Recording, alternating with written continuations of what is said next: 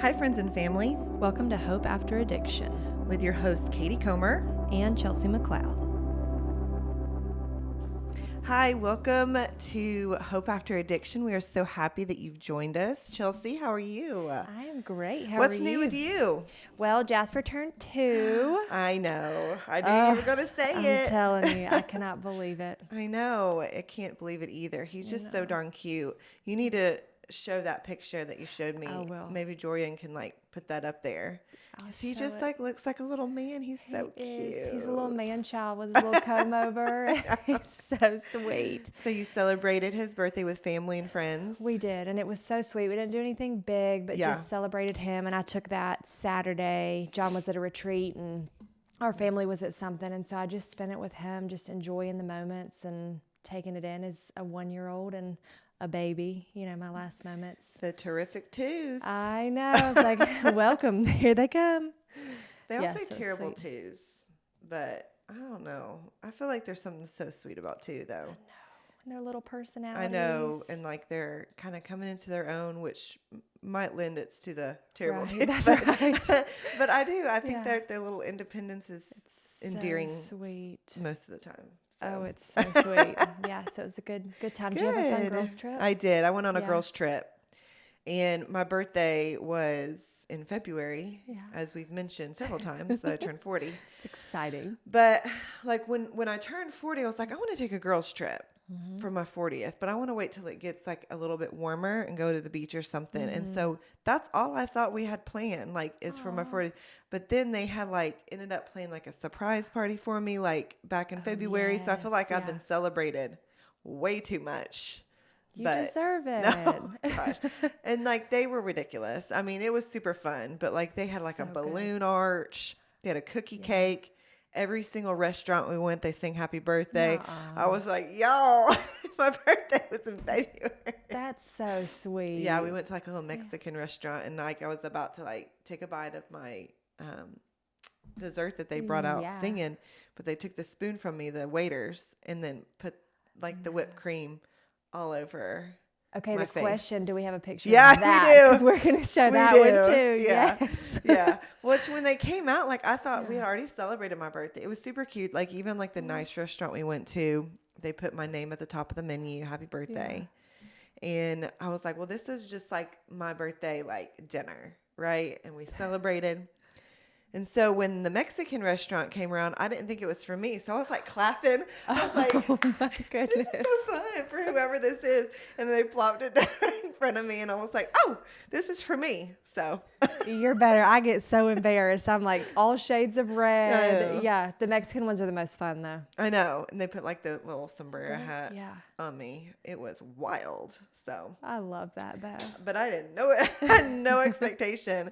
So it was really shocking. So I'll show you a picture. I would love that. They actually have a live shot of them sitting it down in front of me, and I was shocked, and I was like, oh, this is for me. It's so much fun though. It was fun. We had a good time. Getaway. It was a bunch of mamas, and so we kind of got away from the responsibilities of kids and just took a towel out on the beach, and that's all you needed. Yeah. Instead of all the toys lugging the stuff, we're like, I feel like we're missing stuff. Yes. But it's just us. Nobody's sunscreen but yours. I know. You know. It's sweet though. It was fun. It fills the So, soul up for sure. Yeah. So we're glad to be back, though. We're glad to be back with you all and discussing just something. I feel like it was kind of on your heart because I think you wrote it some in our brainstorm stuff. But it's beauty from ashes, and I kind of dug in a little bit about what that really meant in the Bible, So cool. and how it really pertains to us Yeah. in today's time. And so when it comes to ashes and what that represents, I was doing a little bit.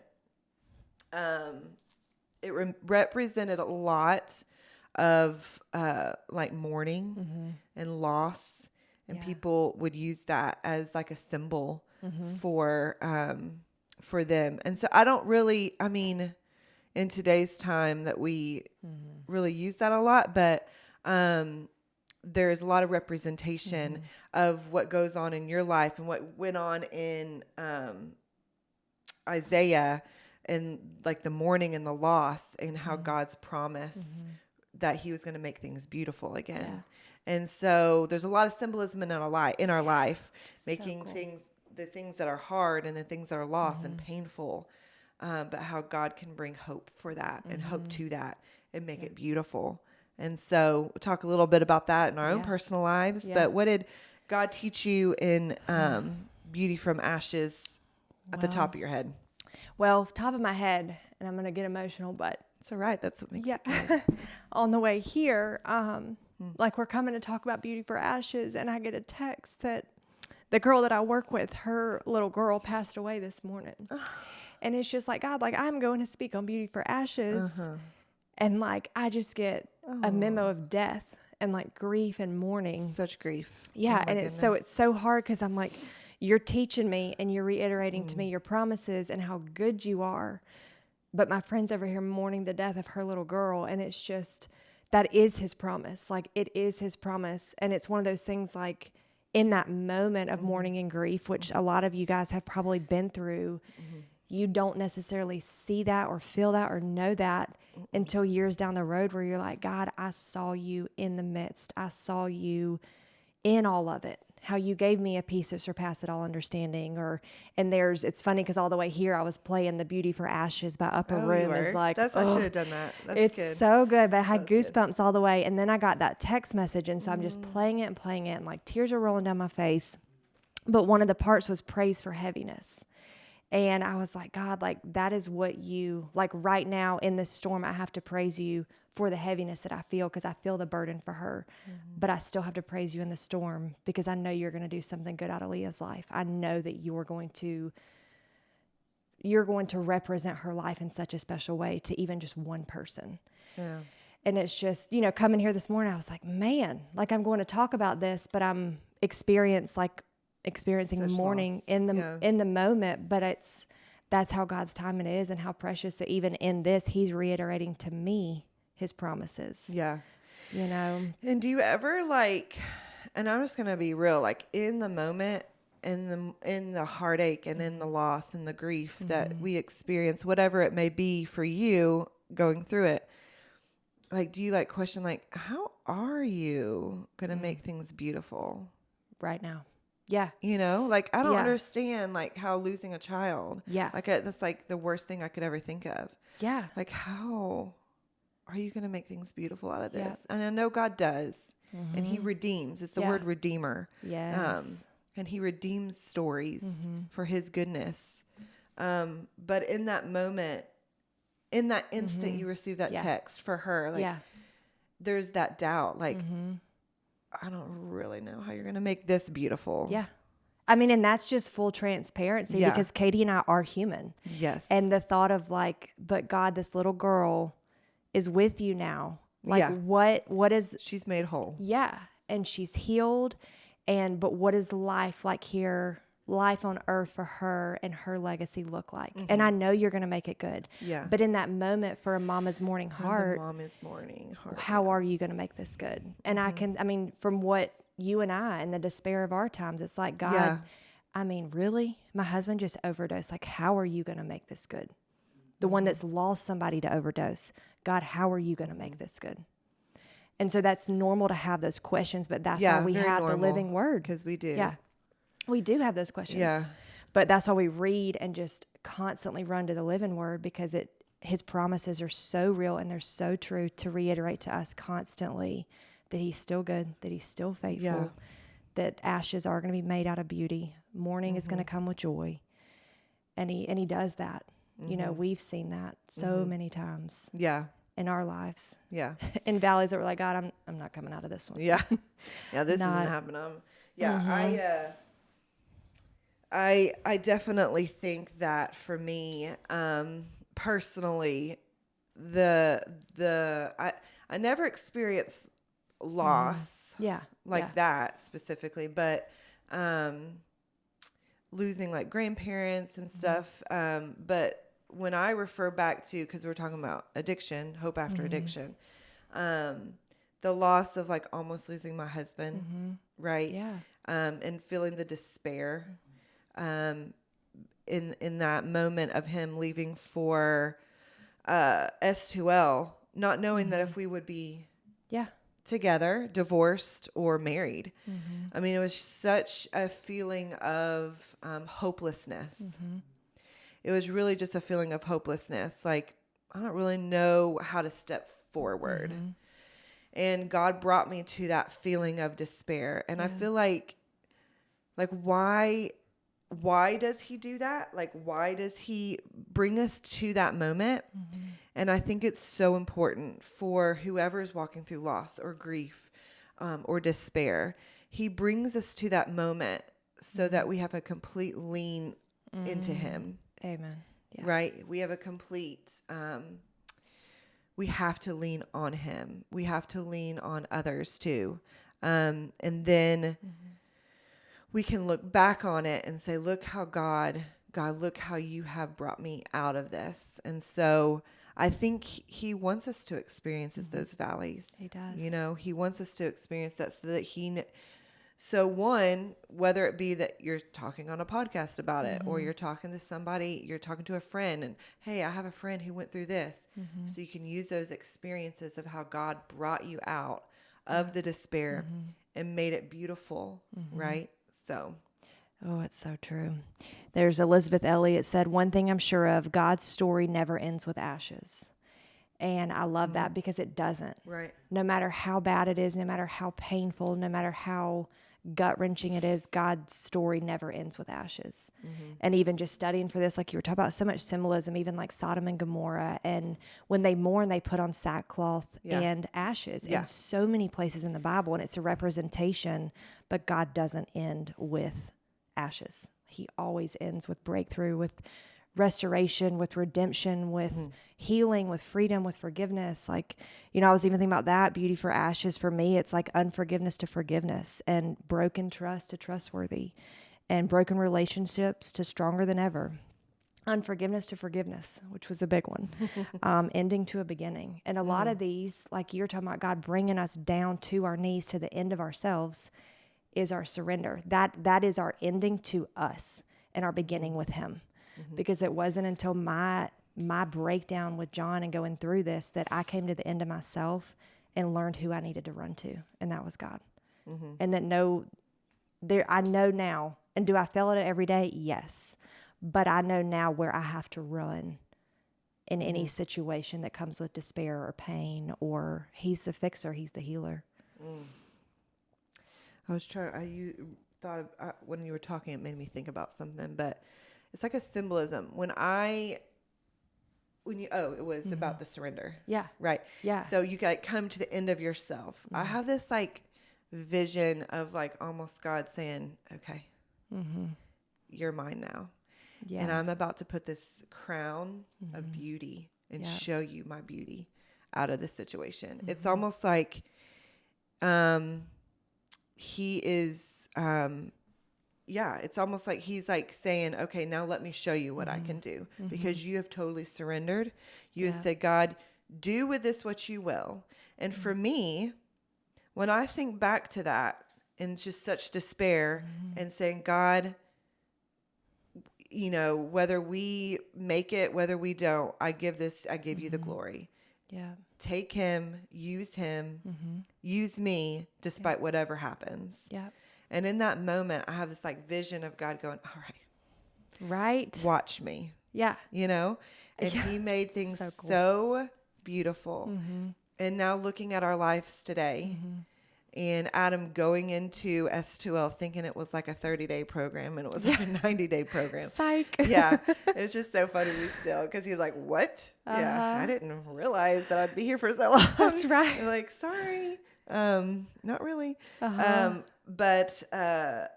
So going into that state of him and then where he is today. I mean, it's crazy. I know. It's just so beautiful. Only God. And it is only God. And I know, and we say this a lot. We know that not everybody's story turns out like that. Yeah. We know that unfortunately people have relapsed. We know that people have died of overdose. We've seen it, and we're surrounded by it. All the time. All the time. And we know that that's not everybody's story. But because my crown of beauty that God put on my head, turned out the way Adam's did and our life did. We have kids and it's so beautiful. That's my beautiful story. Your beautiful story is how God's worked within you so that you can be a testimony of God's light, and whatever that looks like for you. Yeah. And saving somebody else from the same destruction Yeah. that sin is. And so we know that not all of I hope that our stories offer some hope for you. Maybe you're in the midst of it saying, my son is struggling, but he's in a program and I really have hope. And hopefully our stories bring that to you. Our beautiful beauty from ashes story, bring that to you, that hope. But it might not be your story. And we understand that. Yeah. And we work with so many different cases and see it, just in the last 2 weeks, we've had multiple overdoses that our phone, we get the message and it aches and we mourn and we hurt with it. Yeah. And so we walk alongside that stuff with you because we are so close to it. Yeah. And I even think about my dad, Jasper, being born and my dad passing away 12 hours later. And it's just that was such ashes to a season of pain and of just hurt. But God brought the beauty of my own son to then raise up to the man that God has called him to be. And it's just, and I know a lot of people that have gone through overdose and have endured that. And I look at their lives today and what strength they are, the way that they're helping other women. And I see the beauty that came out of their ashes. I see how beautiful God is making their story. So, and in the midst, the pain of that is just what? How in the world? I think that it's important also when you're talking about being in that position of despair and you feel like you're in the ashes right now. You're in the ashes part. And so I feel like you're in that hopeless season. If you're watching this, I think that it's important for you to reach out to God and say, God, show me the beauty in this. Yeah. Show me how you're going to make this beautiful. And God is so good to give glimpses of his beauty in that. And so I think it's important to communicate, cry out to him in a state of surrender and help him show you glimpses of his beauty, whether that be somebody passing by and offering advice or saying, guess what God did in my life. And that shows you some sort of glimpse of beauty in this. So I pray that you do that. I think that it started with me surrendering and that was the start of that. Everything. Yeah. When I think you said it on one of the last ones, but that we keep God in a box so often. Yeah. And if we just ask him for the simplest little things and the simplest little glimpses, nature's a big one for me. If I just say, God, I need to see you today. I need to see that you're working. I need to see that you're in this. And every time you ask, he will give you something to keep you hanging on. And it's funny because you talked about, I think it's funny you have that too. It's every time I try and hold on to something and finally give it to God, I have that same thing where I can see him being like, I've been waiting on you. Finally. Just come to me. Yes. It's like you do this a lot where we have our fist clenched and we're holding on because we have control issues. Yes. It's a sin, so we have control issues and we just take a breath and release it and bring it before God and say, God, I just need something to show me your goodness today. Yeah. And so show me something, the beauty that you're gonna bring to this. Yeah. And so it's hard when you're in the midst of it. So you might be rolling your eyes at us right now. And I get that because I've been there. Yeah. But just take it one prayer. I was going to say one step at a time, but take it one prayer at a time and just ask for God's goodness today. And show me the beauty that you're going to bring out of this. Show me the hope that you're going to bring out of this situation. And it may not be better all day, but in that moment, if you get chills because God, the Holy Spirit's wrapping his arms around you, you know that he's there for you, even in that one moment. Yeah. So, I love that. That's another, just with doubt and fear and the what ifs. And Melissa reminded me soon, we were talking about something, and even with doubting Thomas, and God showed him the scars on there and walked through a wall to prove to him, like, I am real. I am here. Yeah. And so it's just like, God will meet you. Yeah. He will show you. He will tell you. He will give you everything that you need. Yeah. Which is that was another thing when I speak at things, and I had it done at one retreat, but we have a moment at the end and we nail stuff to a cross. Yeah. Like anything, unforgiveness, anything, doubt, mistakes, regret. So at the end, I burn them. Yeah. And I make them ashes. And then I've had an artist to make a picture out of Stop. that. Yeah. And I left it at the house this morning, but I can put a picture. I can have Jordan put a picture. Yeah, put that picture up. But to see this beautiful artwork out of all the ashes that were made in that moment. And so it's just the imagery and the visual of so cool. Watching all your ashes put that go to picture. nothing. Yeah. And so it's just neat to see what because God's going to use your story. He will. God's going to do something major. I know you can't see it right now if you're in the whether middle. it's like, sorry, I didn't mean to. No, you're good. Whether it's how you envisioned it or not, God's going to use this for His glory.